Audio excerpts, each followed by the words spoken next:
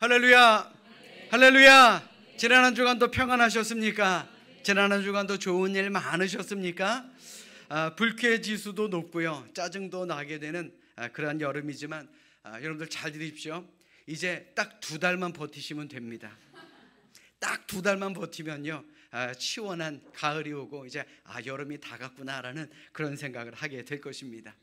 2달 금방 가죠? 잘 버티면 금방 갑니다. 제가 예전에 본 영화 중에 이런 대사가 아직까지도 기억이 납니다. 강한 놈이 오래 가는 게 아니라 오래 가는 놈이 강한 거더라, 그 말이요.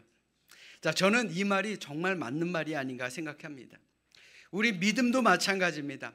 어떠한 고난과 어떤 역경이 와도 마지막까지 잘 버티는 사람이, 끝까지 버티는 사람이 천국의 주인공이 될 수 있지 않겠습니까? 아멘.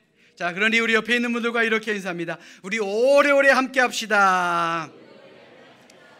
자, 좀 웃으면서 인사하세요. 자, 웃으면서 다시 한번 인사합니다. 믿음 잃어버리지 않고 끝까지 함께 갑시다. 그래요. 우리 천국 가는 그날까지, 천국 가는 그날까지 우리의 믿음 잘 지켜셔서 하나님께 강한 믿음의 사람이라는 칭찬을 들으시기를 주님의 이름으로 간절히 축원합니다. 어느 유머책에 이런 재미있는 이야기가 있어서 여러분들에게 소개해 드릴까 합니다. 제목은 남자는 아내가 있으면 오래 산다입니다. 실제로 통계를 보면 혼자 사는 남자보다 아내와 함께 사는 남자의 평균 수명이 더 길다라 그럽니다. 자, 그럼 과연 그 이유가 무엇이겠습니까?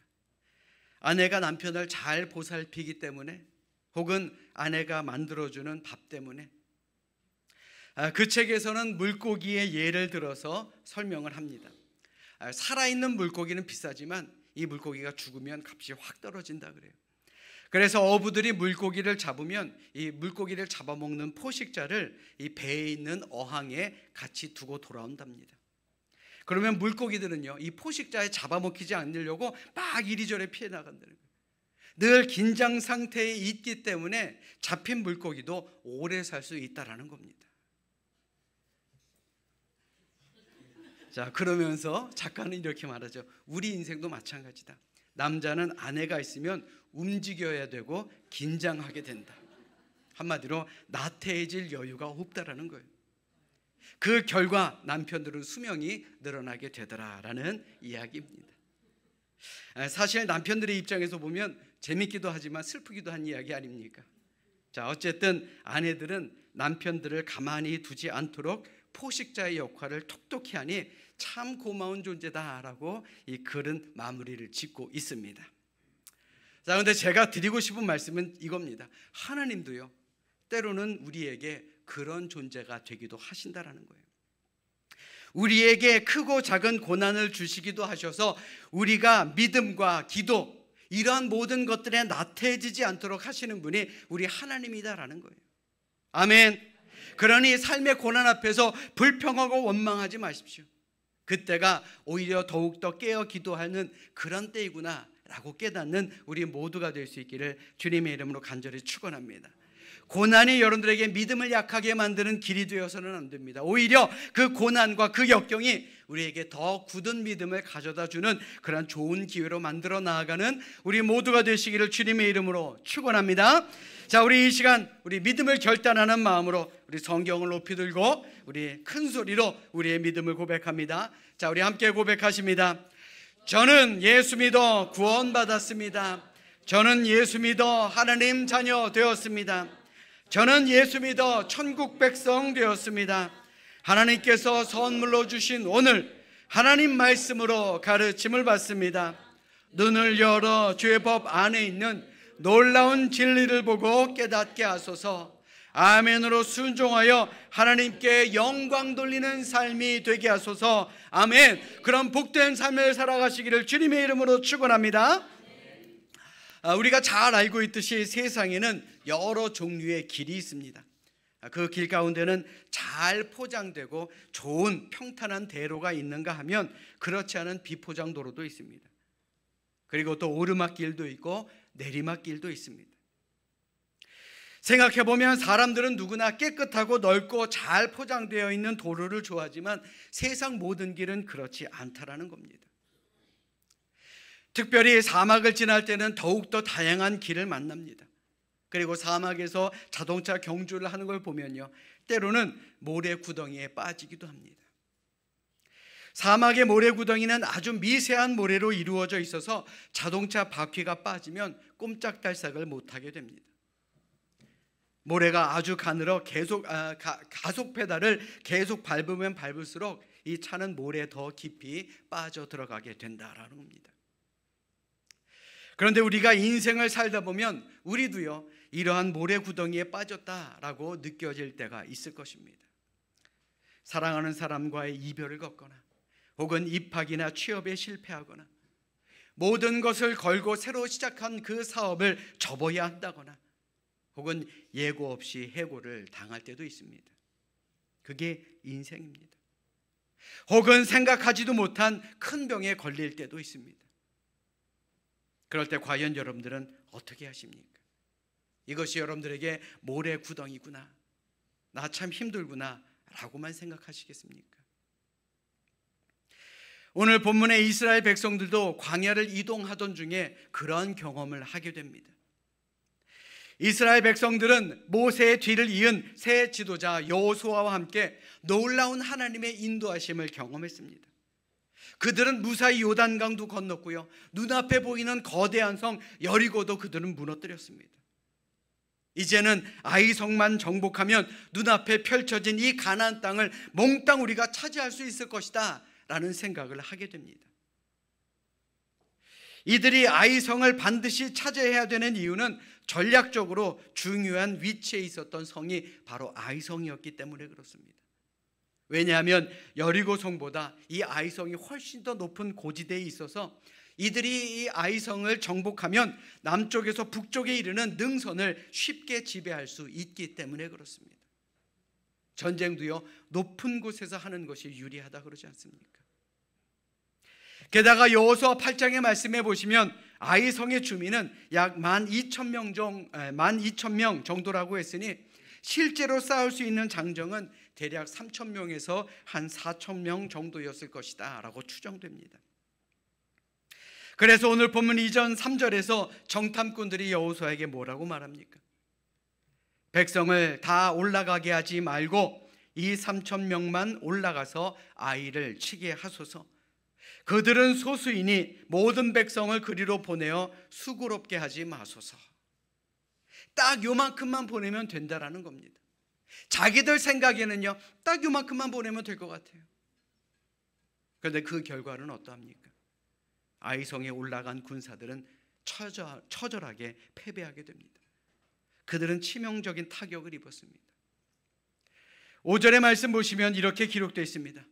아이 사람이 그들을 36명쯤 쳐 죽이고 성문 앞에서부터 스바림까지 쫓아가 내려가는 비탈에서 쳤으므로 백성의 마음이 녹아 물같이 된지라. 아멘.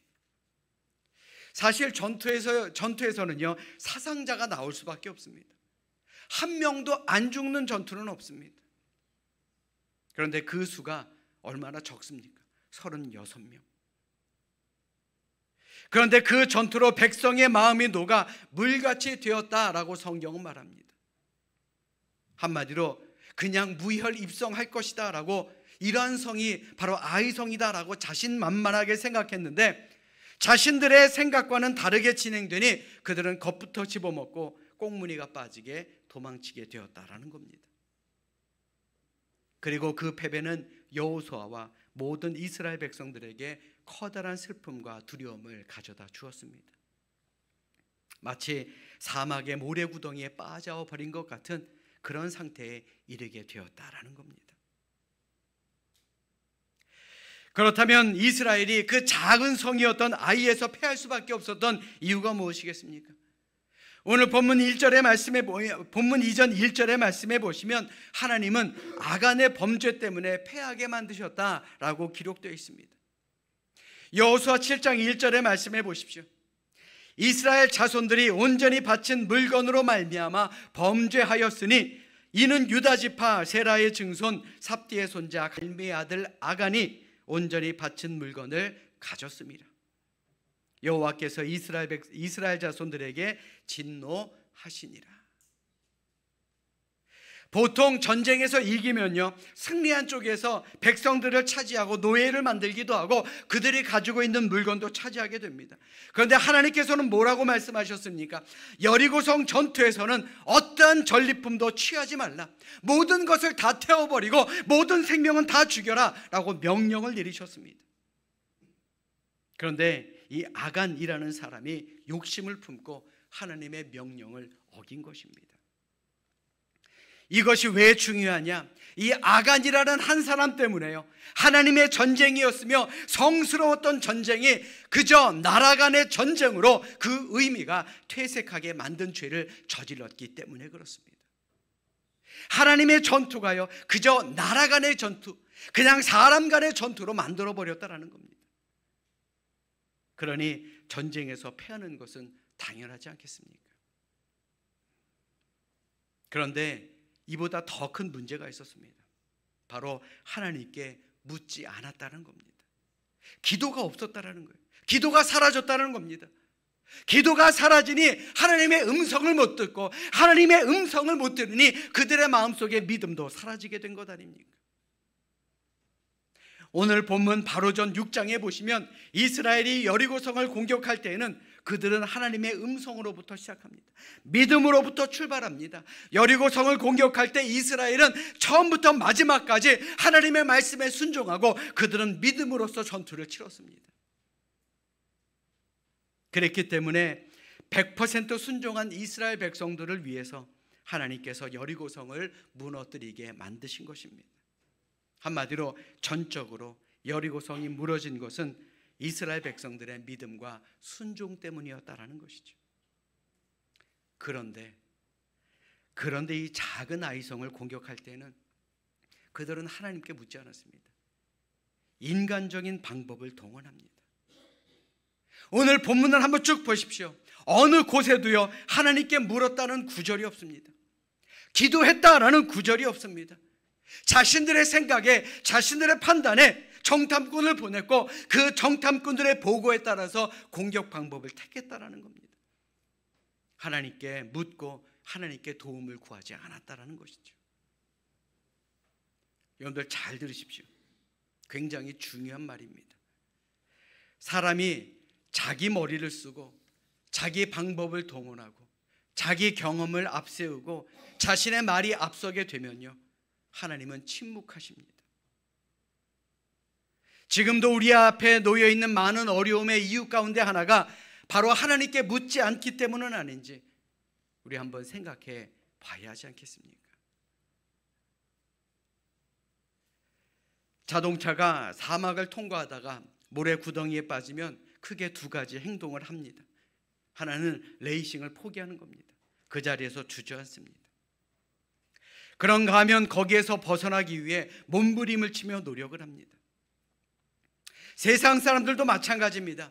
고통과 어려움, 실패를 겪게 되면요, 다시 일어나려고 나름대로 노력합니다.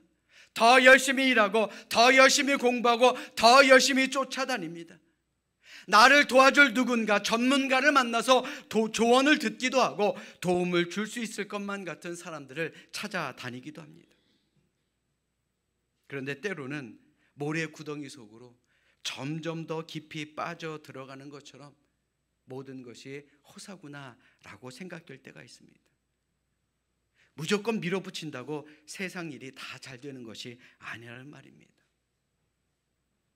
그런데 사막에서 빠져나오는 방법 중에 이런 방법이 있다 그러네요.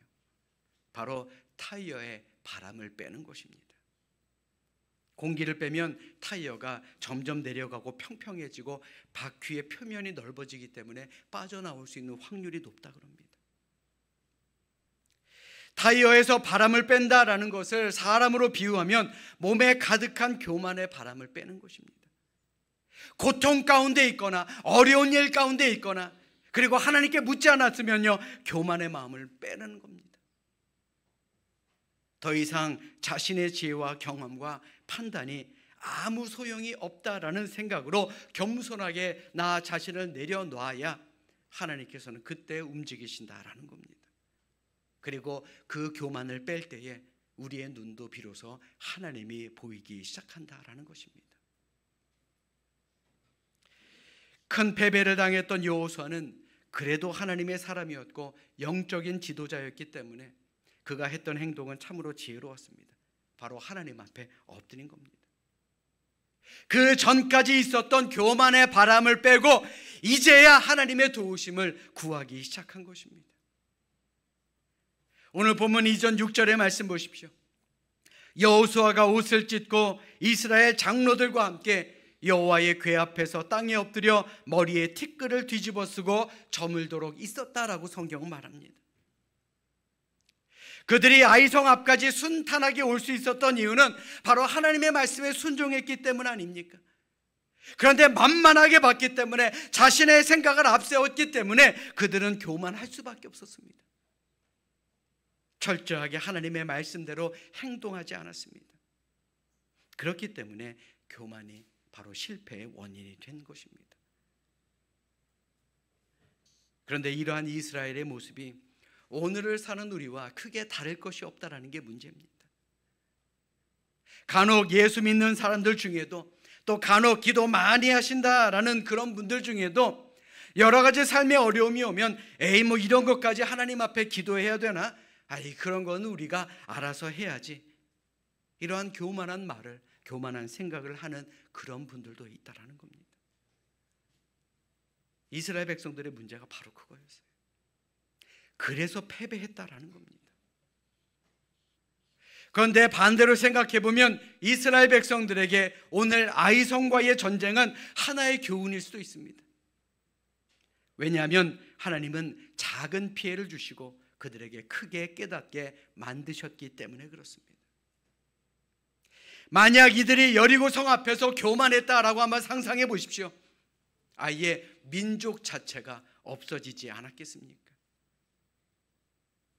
사랑하는 여러분, 지금 우리의 삶에도 여러 가지 고난과 여러 가지 고통의 시간이 분명히 있을 것입니다. 그런데 그것이 하나님 앞에 우리 스스로를 엎드리게 만드는 기회가 된다면 오히려 우리에게 유익이라 할 수 있지 않겠습니까?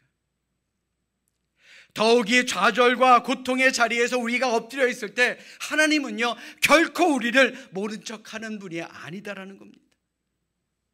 엎드려 있는 우리에게 하나님은 찾아오시고 우리를 위로해 주시는 분이다라는 것, 우리는 이것을 반드시 기억하며 살아야 할 줄로 믿습니다. 제가 여러분들에게 드리고 싶은 말씀이 바로 이것입니다.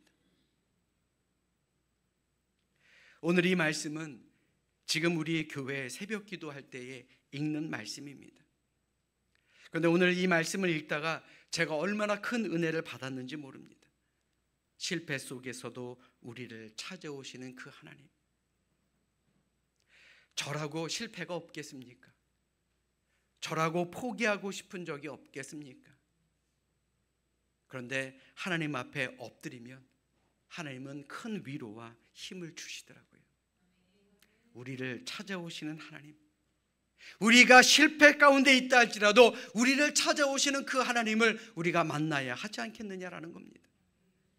이는 저뿐만이 아닐 것입니다. 지금도 우리 가운데는 아이성을 만나서 힘겨워하는 분들도 있을 것입니다.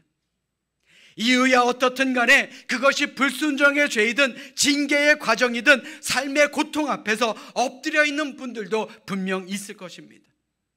그런데 바로 그때가 하나님이 우리를 찾아오시고, 바로 그때가 하나님이 우리를 만나주시고, 바로 그때가 하나님께서 우리에게 힘을 주시는 분임을 믿는 우리 모두가 될 수 있기를 주님의 이름으로 간절히 축원합니다.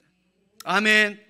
오늘 본문 10절의 말씀 우리 자막으로 준비했으니 같이 읽도록 하겠습니다.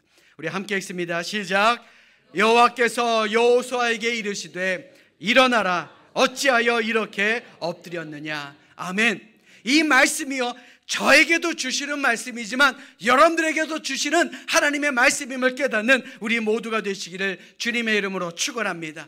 실망하고 낙심하고 좌절에 빠진 여호수아에게 하나님께서는 단호하게 일어나라 라고 말씀하셨습니다. 내가 실수를 해서 고통이 왔든지 다른 원인으로 고통의 나락에 떨어져 있든지 간에 분명한 것은요, 하나님은 하나님의 자녀된 우리들이 좌절의 자리에서 주저앉아 있기를 원하지 않으신다라는 겁니다. 오히려 그 자리에서 그 자리를 박차고 독수리처럼 일어나기를 원하시는 분이 바로 우리 하나님이다라는 것, 우리는 이것을 잊어서는 안 될 줄로 믿습니다. 아멘. 자, 우리 옆에 있는 분들 한번 바라보십시오. 자, 독수리 같으십니까? 독수리 같으십니까? 이겨냅시다. 다시 일어납시다. 하나님이 우리를 찾아오시고 우리에게 힘주실 줄로 믿습니다. 아멘. 유명한 영국 사상가 가운데 토마스 칼라일이라는 사람이 있습니다. 그의 평생 소원은 프랑스 혁명사를 쓰는 것이었습니다. 그는 자기가 쓴 책을 통해서 이제 더 이상 유럽 땅에서 피비린내 나는 전쟁의 역사가 되풀이되지 않고 건강한 민주주의와 건강한 문화가 꽃피우기를 원했습니다. 그래서 그는 거의 7년에 걸쳐 정성을 다해 원고를 썼습니다. 그리고 그 원고가 거의 완성되었을 때 자신의 절친한 친구이자 철학자였던 존 스튜어트 밀에게 마지막 원고의 검토를 맡겼습니다. 자, 그런데 그 다음날 아주 큰 문제가 일어납니다. 그 집에 있던 하녀가 서재를 청소하다가 방에 흩어져 있는 원고를 보고 쓰레기인 줄 알고 한꺼번에 집어서 불 속에 넣어버린 것입니다. 길고 긴 노력과 수고는 한순간에 수포로 돌아가게 되는 순간이었습니다. 이 사실을 알게 된 토마스 칼라일은 너무나도 낙담한 채 서너 달 동안 자는 것과 먹는 것조차 제대로 하지 않고 삶의 의욕까지도 완전히 잃어버리게 됩니다. 그러던 어느 날 그는 창문 밖으로 새로운 집 하나를 짓는 것을 보았습니다. 일꾼들이 벽을 세우기 위해 벽돌 하나하나를 쌓아가는 겁니다.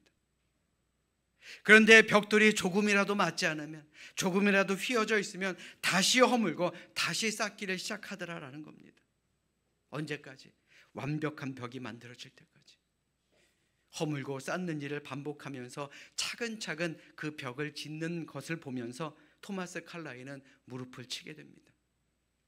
한 채의 집을 짓기 위해서도 저토록 노력과 정성이 필요한데 유럽의 역사를 다시 일으켜 세우기 위한 일에 내가 다시 땀을 흘리지 못할 이유가 어디에 있겠는가? 그는 마음을 다시 잡고 원고를 쓰기 시작했고요. 마침내 또다시 7년 후에 더 완벽한, 이전보다 더 완벽한 원고를 완성시켰다라는 이야기입니다.